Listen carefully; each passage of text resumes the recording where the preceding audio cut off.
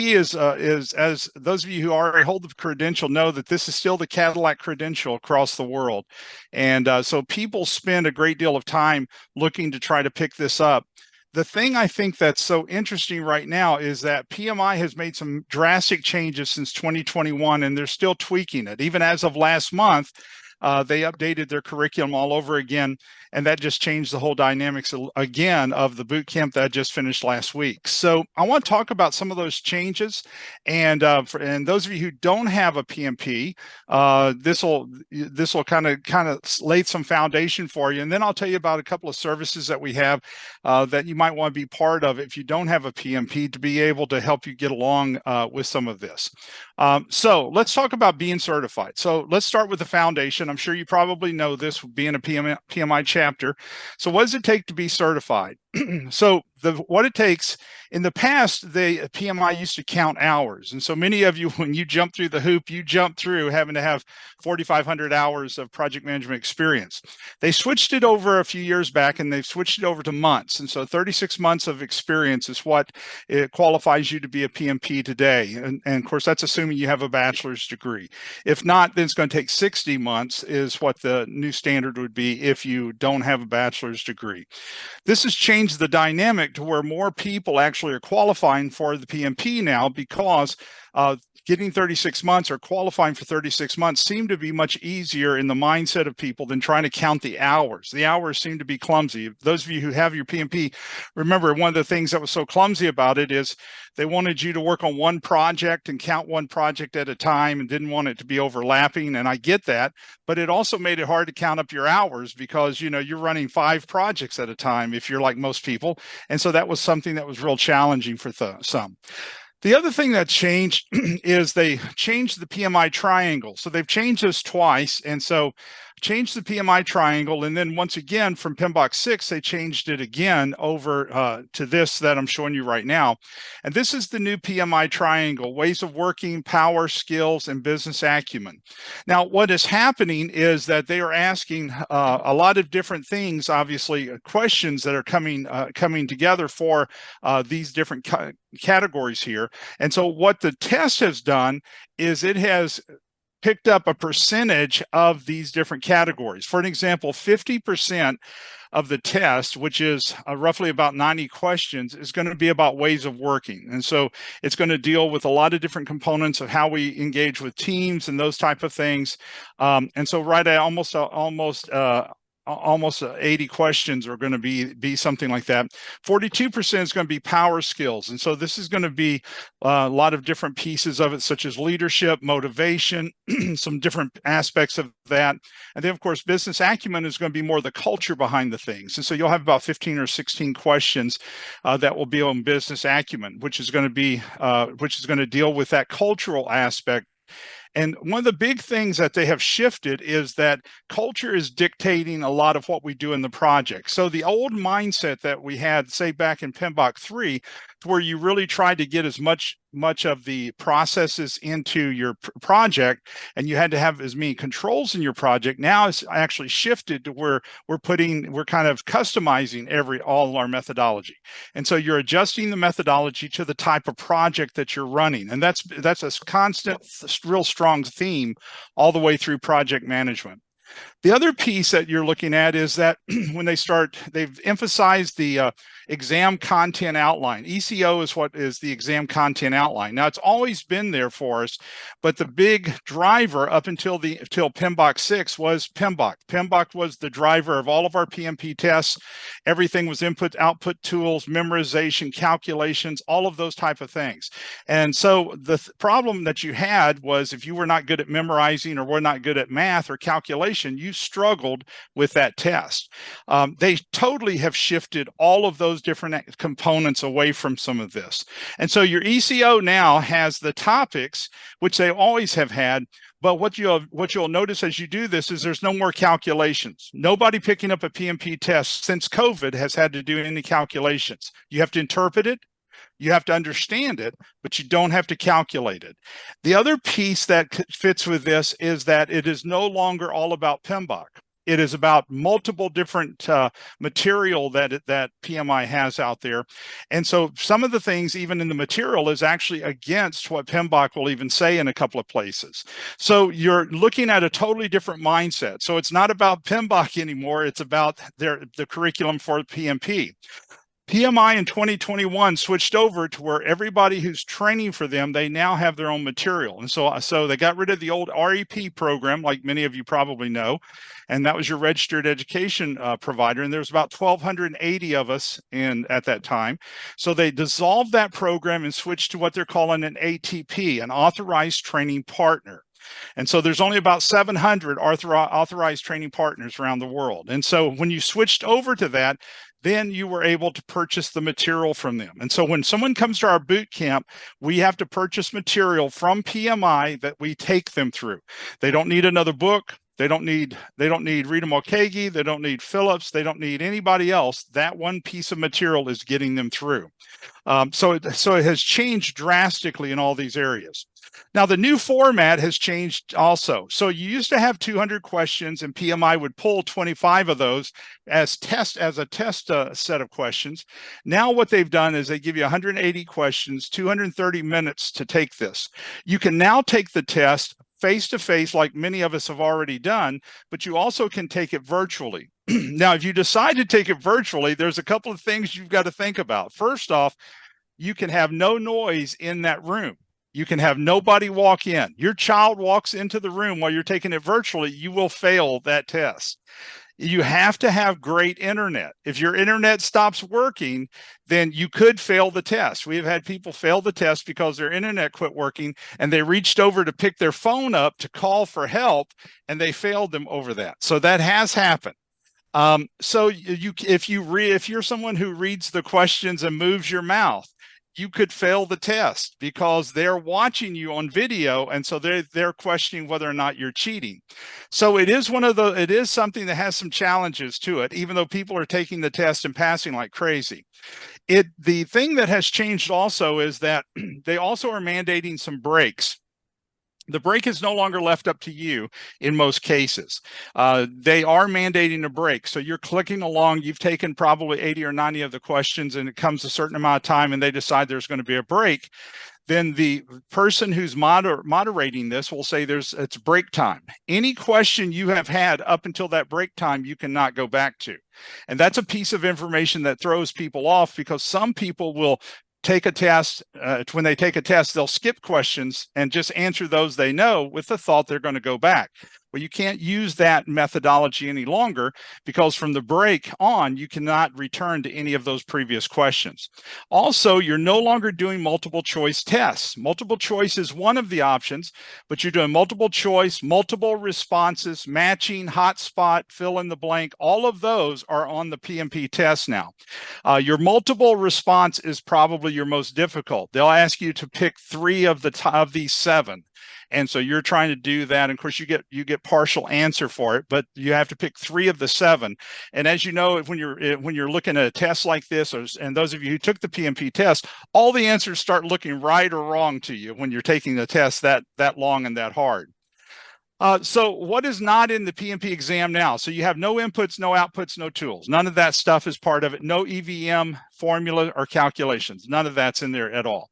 So that changes the dynamics. So the engineers who love the calculations, this has not been good for them because they love all the calculations. They're thinking, give me 1,000 of those. But for most people, this has made the test much more realistic.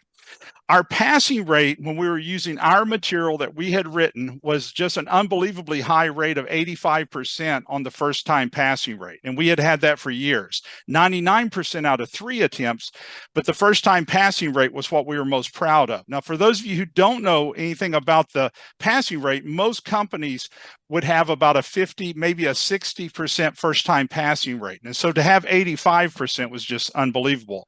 Since they have made the change, our first time passing rate is right at a 97% first time passing rate. I mean, it has just been extremely high with some of these dynamics that have changed.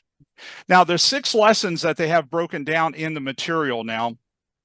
And this is some of how the content is broken down. So the lesson 1 talks about the business environment. Lesson 2, starting the project, planning the project, leading the team, supporting the project team performance, closing the project or phase.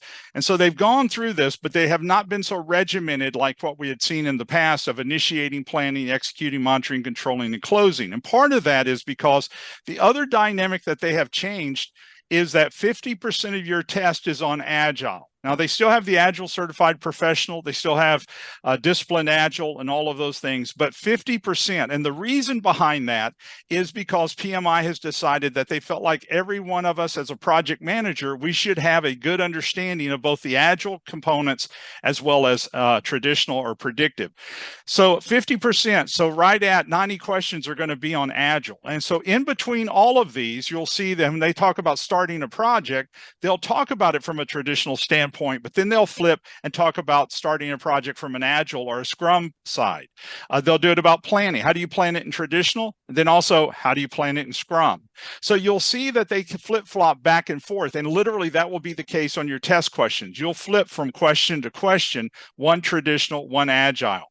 The other thing that has happened is the topic of virtual teams has been a massive increase. So virtual teams, as we know, we got global team members and we've got teams everywhere remotely, okay? So that's one of the pieces that they have inserted is to make sure that project managers are able to deal with people from a remote manner and to be able to do that in their training and also in their coaching and so forth. The other side of this is the idea of tailoring. I talked to you about customization and tailoring. This is all over the new PMP test. The idea that we're going to tailor that methodology or tailor that process. And so that's going to be a big emphasis. So according to the team needs, according to the project, according to governance, those are really the three pieces that you're looking at. What do I do to tailor this to that team? What do I do to tailor this to that type of organization? And then of course they brought in Agile, which allows you to look at your teams as self-organizing, co-located, a lot more informative about the project. They make a lot more decisions. And then traditional is going to drive it very much the way most of us have seen in the past. The traditional pieces did not really change too much. The other piece that they have brought in that's really been powerful is that they have brought in what they've called knowledge transfer. And a lot of this is taking place in the closing process group. Knowledge transfer, lessons learned, retrospective, a lot of those pieces are much heavier than ever before. And in particular, knowledge transfer. In the new PMP test, they have taken knowledge transfer for where the team would transfer the knowledge from the team to the customer. And so where we have always done that, they have really beefed it up. I mean, so much so that when you're reading the material, there's so many items that they have listed that is part of the responsibility of the team or the project manager in transferring that knowledge. You almost feel like a training director, if that makes sense, because you are planning the training, you're making sure that they're being trained, you're coaching and mentoring these people to make sure they understand what that information is. And so it is extremely heavy in that new information. And so all these new pieces that we're talking about tonight, usually on the test, are being tested at a heavier rate than some of the other stuff. Some of the standard stuff is still being tested, but almost all your new stuff is being tested at a pretty high rate. They've also introduced a team charter. A team charter and a project charter are not the same. You know, a project charter it's an output of the initiating process group, and it points the project manager and it approves the project. Okay. Well, a team charter includes that code of conduct that we've always heard about of how we're going to work together, how we're going to act together, how we're going to get together, and all those kind of things. And so that's one of those pieces that has been good, has been new, but it has been something really good. That has been brought about, I think, because the team charter encompasses the behavioral side, how we're going to act, how we're going to get along. They also have brought in new terms that are a little different than maybe you have been used to using. Blackout times, go live. The blackout times are a little bit different definitions. And so it's the same thing that we've always had on the definitions. The definitions just a little different than what you maybe use it in your industry or your organization. So in doing the vocab test, we have actually beefed up our vocab. We do 4 vocab tests in our boot camps of 200 words because we want people to know the PMI way of defining something rather than just the way they maybe use it in the real world. And blackout is one of those that is just a little different than what most people think of because they use blackout in a lot of different industries, but a lot of times it's just a little different. The estimating that we're talking about, they've emphasized PERT, both the beta and the traditional of PERT a little bit more, because PERT, it can be used also in the Agile side, and so they've really emphasized that a lot. Of course, in Agile, they started talking about story points, and so you do have story points, and user stories, of course, are on the test, but story points a lot of times is a little clumsy for people. And story points is just a fictitious estimating technique that you and your team decide how much a story point is compared to the effort of work. So it's not a big deal, but it is something that's new. If all you do is traditional projects, the Agile side is going to be a little clumsy to you because it's a totally different mindset. Team task accountability. And so at the top, you're looking at the Gantt chart. You're used to the Gantt chart if you're using traditional project management. At the bottom, this is called a Kanban or Kanban board. And so that Kanban board, you can't read the whole thing because they've got it blacked out even in the slide. But it basically is a listing of the work you're going to do, the work that's in progress, and the work that is finished. And the idea behind a Kanban board is for it to be placed someplace in public for everyone to be able to see it, for everyone to be able to see exactly what's happening. So a high visibility is very much part of that transparency on the Agile side that they talk about. Retrospective, if you've not heard of this, it's almost identical to a lessons learned, but it's a retrospective that you do on the Agile side. The difference is that you do a retrospective at the end of a sprint or an iteration, and you do a retrospective at the end of the project. So that is baseline of doing an Agile. You're doing a retrospective at the end of the sprint so that you can learn from that 4-week sprint and then use that knowledge in the next sprint. And then you do a retrospective at the end of that sprint. So you do it at the end of every sprint or iteration, but then you'll also do a final one, which will be a retrospective of the project as a whole. So retrospective is talked about all through the material in various ways. The training and coaching, very heavy on this. You bear the responsibility as a project manager to coach and train your team. As an Agile team, you bear the responsibility of training and coaching each other. And so they've really emphasized that ability for the team to really coach and build up each person to where we pass that skill along. I would not hold back. And so the idea is no longer, well, I'm a programmer, and so that's all I think about, that's all I deal with, and you're a tester, and that's all you do is think about testing. It really is much more generalized to where I'm willing to show you about coding, you're willing to show me about testing. So it's really going in a more generalized manner on some of this. New term that they're using that's becoming very popular is called T-shaped. If you look at the graphic, you'll notice across the top, that's the breadth of knowledge that we're wanting people to have compared to the depth of knowledge. That's all a T-shaped is. T-shaped is woven all through the project PMP test.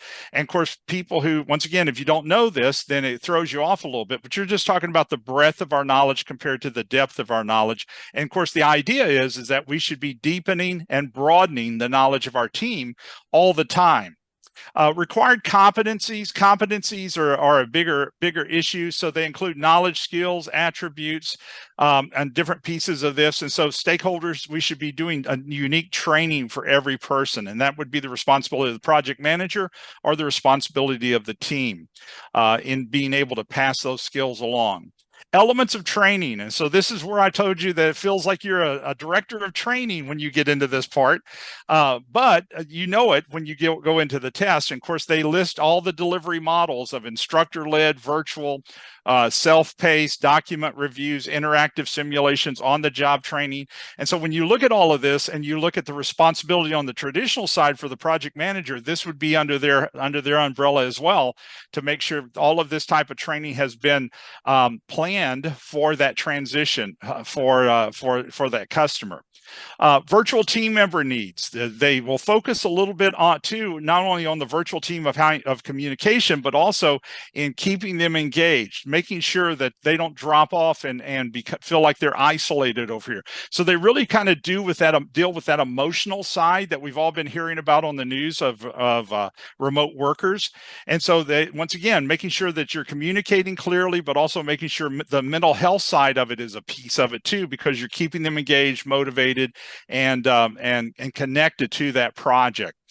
They gave a list of best practices for virtual teams as part of your test, starting with the team charter, which is going to be behaviors and the code of conduct and all those things, but also that collaboration. And so even in the material, one of the things that they will even talk about in the material is allowing the team to be able to self-organize, but also having, with them being virtual and remote, the ability to even have extended time to be able just to talk and for the team just to be able to share some things. And it might not be something like an agenda of a meeting. It might just be something, calling it something like a happy hour for people just to be able to talk about some things that might not be just driving that one particular project with that meeting or that agenda. Project vision, they've really started hitting the project vision here, having a vision of the objectives. And of course, the vision for the traditional has always been there. But of course, on the project Agile side, one of the things that, they're talking about your product backlog, which is going to have all your features. But anyway, they'll talk about your product roadmap. And so those are new terms for many people with the PMP test. Iteration planning, iteration and sprint are really the same term. And so either one of those is fine, but a couple of things are a little different that we do on traditional. You're delivering everything at the end. In iterations, you're doing iteration planning, you're running your iteration, you're doing an iteration review, and then and that review / demo is really what you're doing. And then what you're doing is a retrospective, and then you're handing that customer a piece of that project. And then you do the next iteration. So in iteration and sprint planning, you are handing something off to that customer every iteration where they're getting it in piecemeal. And so it's a huge emphasis in the project plan. So they'll talk about Agile ceremonies. And so Agile ceremonies, where they'll talk about Agile is a framework, or Scrum is a framework. They don't call Scrum really a methodology, but it's a framework. Sprint planning, sprint time box, for the iteration. The term time box is a new term. All time box means is that we've set a block of time that you cannot change.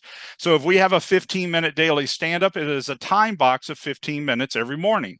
If we have a 4-week sprint, it's a time box of 4 weeks. Now, the conditions of that means that we do not go beyond that.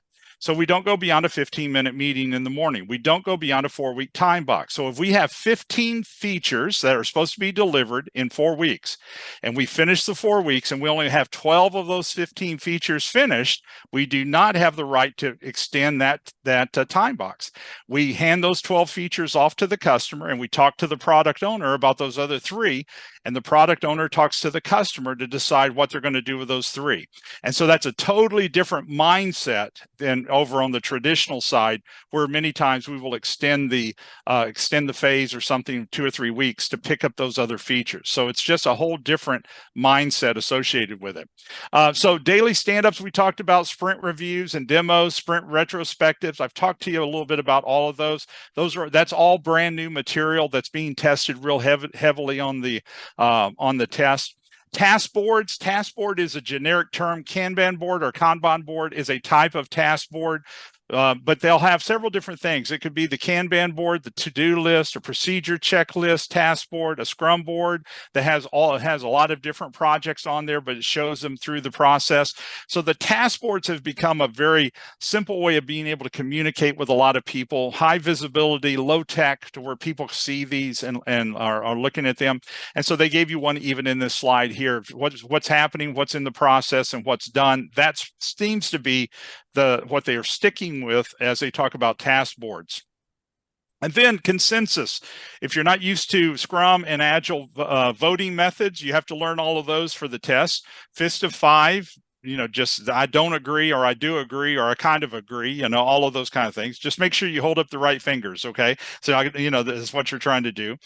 Then also Roman voting is, I don't like it at all, or it's great. Or in the middle is a part of your test. That means I'm kind of in the middle. Polling, we actually will poll each person individually, yes or no. Dot voting is one of those where we have a series. You'll have so many dots, and we have multiple responses. And so we base on the one that gets the most dots is the one that wins. And so you're going to have to know all of those components on the new test now. And so that's very much on the Agile and Scrum side. Estimation techniques on the Scrum side too would be the t-shirt sizing. Many of you have been exposed to this. Small, medium, large is not a big deal. but many people have not thought about it or have been exposed to it. And of course, they talk about scrum poker. And of course, scrum poker, you would have Fibonacci cards and you would hold up how much you think a certain piece of work would take. And so you think it's 10 hours and somebody sitting next to you thinks it's 15 and somebody else thinks it's 6. And so the goal there is facilitating that discussion of why we all have held up a different duration and to see if we can come to consensus. So you will have estimation techniques from the Agile side. Culture, urgency of value delivery. Establishing and cultivating urgency, communicating the importance of the vision, committing to accountability to where people are personally accountable. All of those are very similar to what you have in traditional as well. And then a new term that maybe you haven't been familiar with is called servant leadership. It was books were written in the 70s about this. But it has recycled. And servant leadership, they'll do it both on the traditional and on the Agile side. So on the traditional side, if I'm your project manager and I'm trying to be a servant leader, I'm looking for things that are blocking you from running your project. And I'm looking to try to remove those the impediments or remove those blockers so that you're able to work as fast as you possibly can without having to suck down a lot of time putting out fires or doing other things. So that's a typical idea of a servant leader. On the Agile side, we're all servant leaders helping each other and trying to put out fires or remove anything that would block any of us from doing that. And so that's a little bit different than the old days where the project manager was the leader and they were the ones who was guiding and it was a very strong leadership approach. Servant leader is much more of I'm a helper than I'm a strong leadership approach. Not that the leadership's not there, but I'm more of a helper with that. They've also given you several different reporting types. A lot of these are new. When you're talking about the burn up, burn down charts, earned value management, you would know information radiators, quality reports, you would know dashboards, task boards. They've added additional ways to communicate that are much more aligned with Scrum and Agile. And so that's one of the areas of change. The product box collaboration game, where we say we've got a box here of what kind of features, functionality, what would you like this box to look like? How should it function? And you're describing the box. And many of these are techniques that all of you, or not all of you, but many of you use on the technology side where you're talking to a business customer, trying to get them to describe the new functionality you want them, that they want to have, and you're trying to understand what it's going to look like. And then, of course, right in every sprint or iteration, right before you finish it, you're going to do what's called a sprint review or a sprint demo. It goes by both names on your test, and that's important for you to know. And what that really is you're pulling your customers together, you're talking about the new features and functionality, and you're showing it. I mean, it's show and tell is a lot of times what it is, and you're showing it to the customer, and then you're doing a retrospective with your team, and that little piece of work, those 15 features are being handed off to the customer to start using and start playing with a little bit. They've also introduced Disciplined Agile. If you haven't been reading any of the newsletters, then you might not know that that PMI bought the Disciplined Agile company. And so that's the reason why you've started seeing Disciplined Agile as a new certification. And so Disciplined Agile they've got components that are being asked. And so they've got the definition components that are definitely there. They've changed their curriculum 3 times since 21. And so even though they changed the test in 21, the curriculum, we're in our 3rd revision. So the newest revision as of last month, when they changed it, was 3.2. And so I imagine, so they're changing the curriculum a little too fast for most of us to be able to keep up with, because literally every other month, I'm having to update information and adjust how they're doing it for the PMP test. But the newest version right now, as of today, is 3.2. And of course, that could change next month because they're in charge of that. But they've introduced Disciplined Agile, and Disciplined Agile is a new certification, but this allows you the capability to scale Agile to your organization, to your culture, is what the emphasis is behind this certification. And so they have several different approaches, but they've introduced new terms, MBI, a minimum business increment. It has a lot of the characteristics of minimum value product and minimum viable product. And so MVP and MBI have a lot of similarities, but one's Disciplined Agile and one's Scrum. And so you've got a little bit of that. So you'll see that characteristic bounce back and forth on the test as well. And then decision trees, we've all been exposed to decision trees, but they've had a radical change with this. Before 21, we had to do a decision tree and had to calculate literally which decision was the right decision. It was a very laborious type of question and that we were teaching and having to teach with expected monetary value and all of those components. And many of you have been exposed to that as well. All of that's gone. We don't have to calculate a decision tree at all. You have to interpret one on the test possibly, but you're not calculating any of those things. And they got rid of that when they went to virtual. And what I will tell you as someone who's observing it, I think is the reason is because virtual, you do not have paper any longer. You do not have a calculator. And so that's the only way they could do virtual. And so in order for you to calculate these, you've got to have a calculator. And many times you're having to have paper. So you remove those two. And so they had to remove some of the calculation pieces here that we're looking at. So that's what we're talking about with some of the changes that are here. Now, let me answer some questions. I've got a couple of things. I got something free that I want to mention to you and you or any of your people that could benefit from. But before I do that, let me answer some questions from you about the test, some of the changes, any of the topics that we've talked about would be great.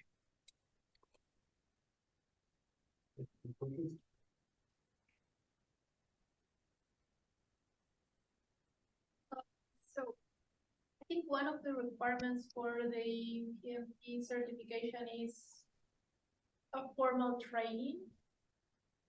Do you provide that training? We do. We are an ATP. We're one of the 700 in the world.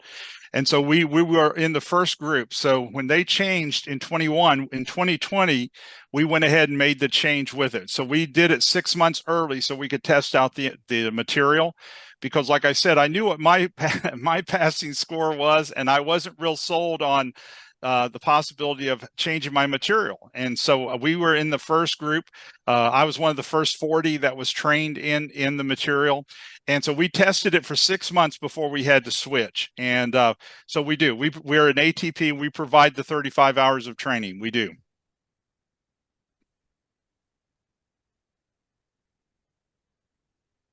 Like if you have taken the PMP recently and you said that 50% is about Agile, so how much of that knowledge will transfer to if you were to take PMI ACP exam?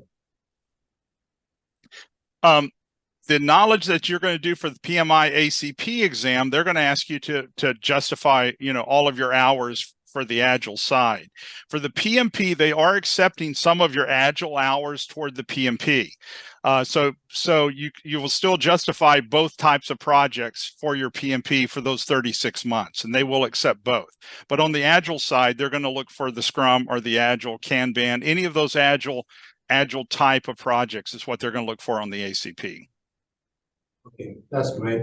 How much of the content from PMP will transfer to the Agile? Is it going to be same but more depth, or is it in terms of increase in breadth?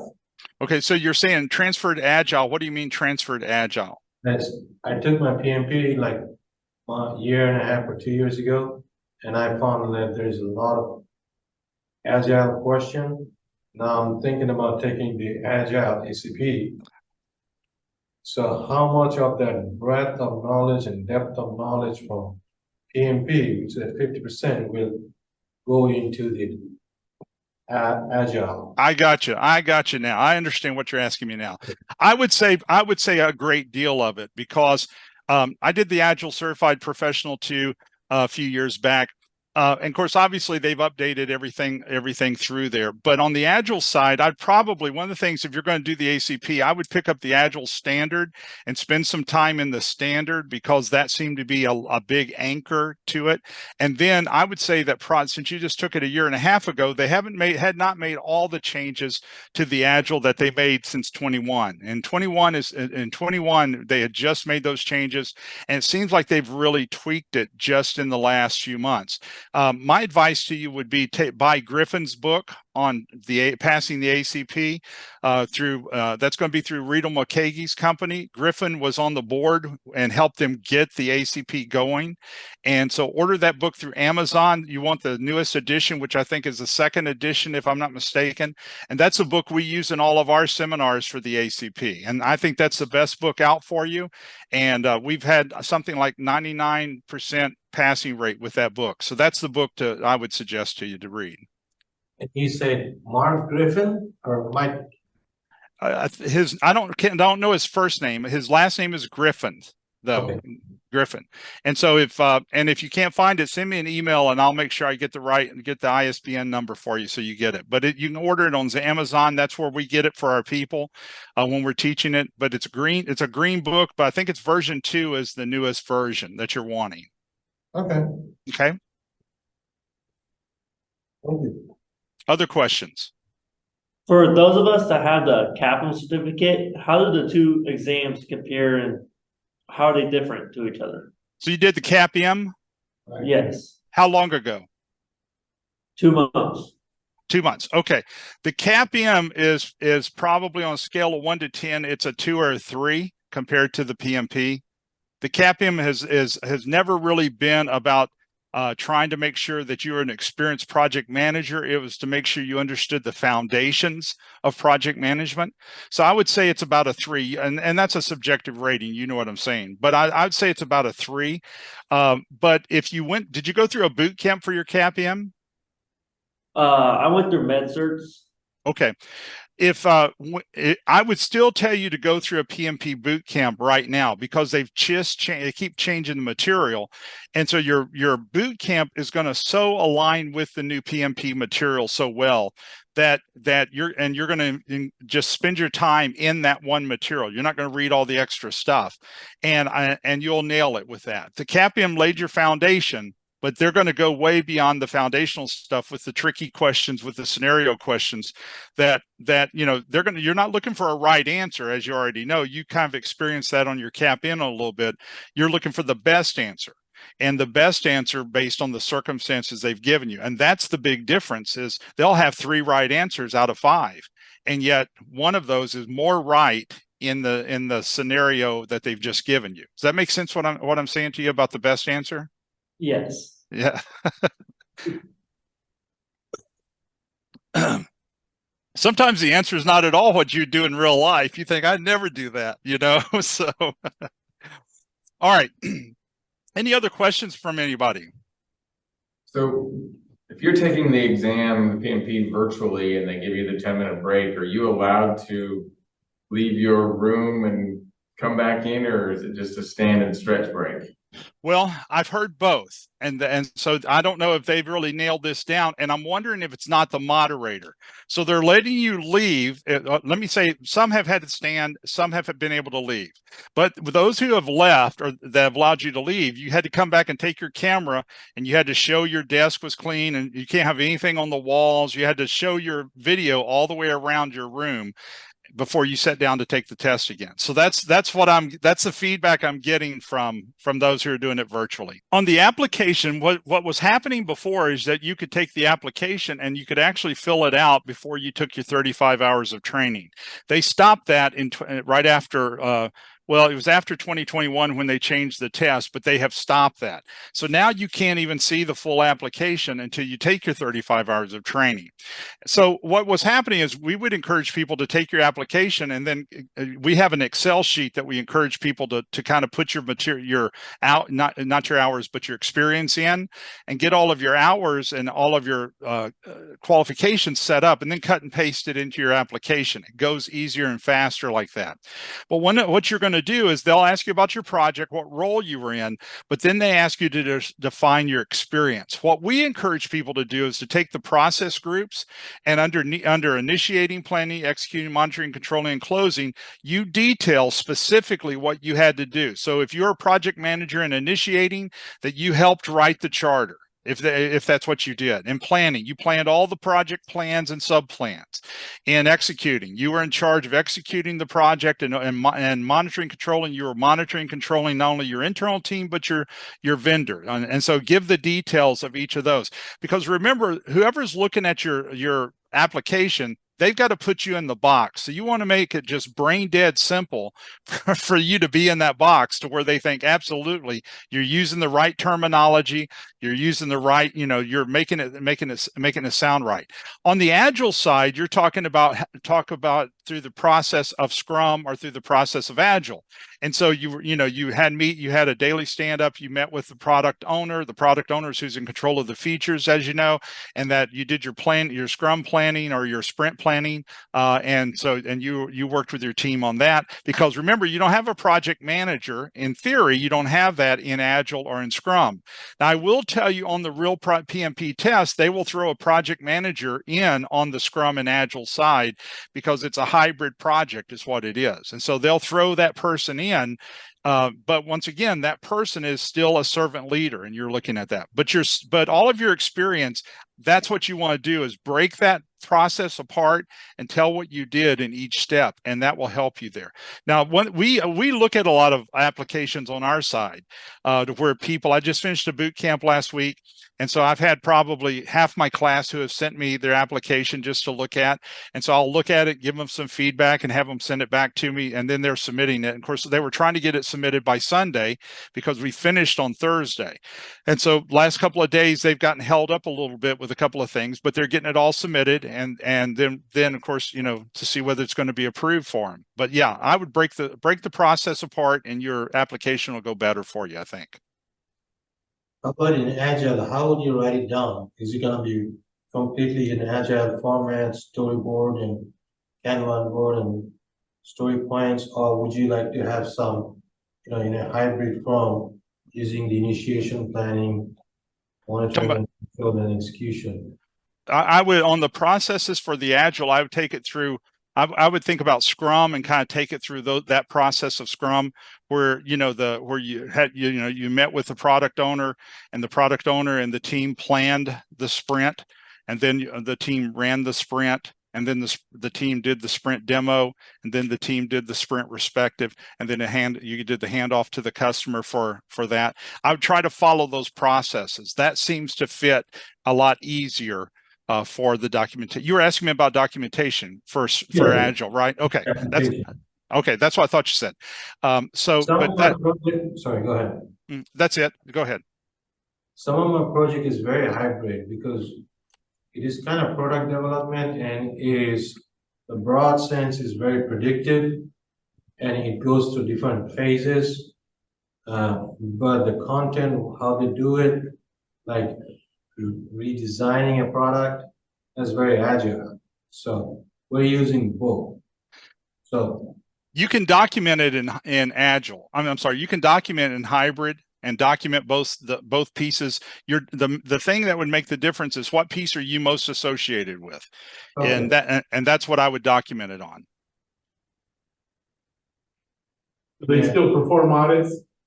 They do perform audits. 1 out of 10 is what we see in our groups. If I've got 11 people, one of them is going to be audited. So you get audited. They say it's by chance, but you mess that application up bad enough, you'll be the one they audit. All right. Well, let me show you a couple of things that it might help you guys. And let me pull my slides back up here.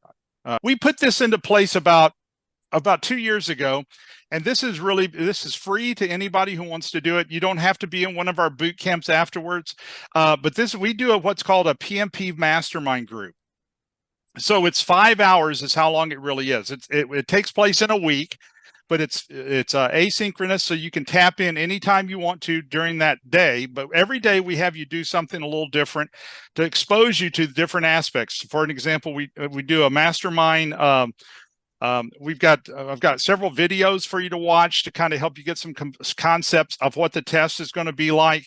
We also have you talk about filling out the application. I do 2 Zoom calls that week so that you can ask any question that's come up, and those are videoed and placed on the site so that you can view them if you're not able to attend. Then the other thing that we do with this is 2 things. One side, if you attend the mastermind group, your price, if you decide to come to a boot camp, goes to the lowest price that you possibly can get from us. And so our normal price is $28.50 a person with a guarantee.